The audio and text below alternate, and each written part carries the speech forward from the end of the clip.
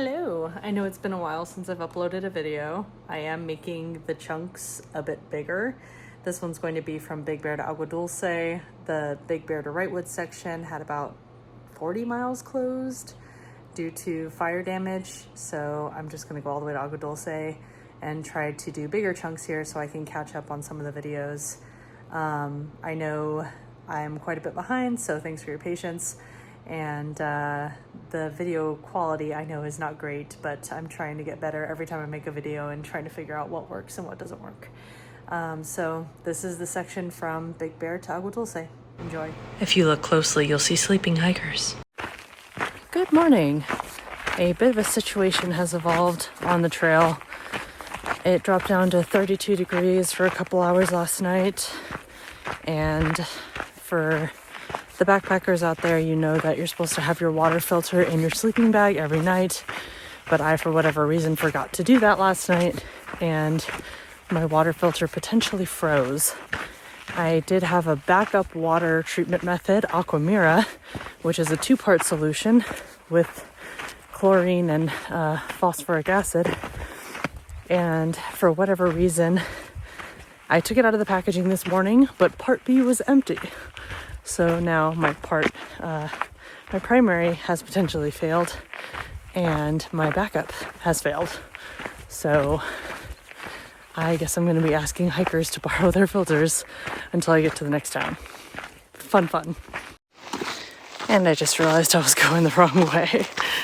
I didn't get very far, but yeah, quite a day already. I didn't create a video saying how that all concluded, but tested the filter 2 or 3 times and the filter was okay, thankfully. Another exciting part about doing this section of trail was starting to see water, seeing large rivers, seeing Silverwood Lake. All that was so exciting after going so long getting water from small springs and cisterns. Other items of note are passing the 300-mile marker, summiting Baden Powell, learning how to stay cool on the mountain, seeing an epic cloud inversion, passing mile marker 400, being a shady person in a very shady place. I got to see the majestic Vasquez Rocks and saw an owl and took a picture. That was neat. There's some famous trail runners on this sign apparently, if that's your thing. Epic pine cone. I think now is a good time to go on a little bit of a tangent about what I've noticed about PCT culture. So a lot of tramway form on day 1 on the magical Cleef bus, as they say. It's a campground a lot of people stay at before day 1 on the PCT, and many people meet at the campground and on the bus ride to the terminus.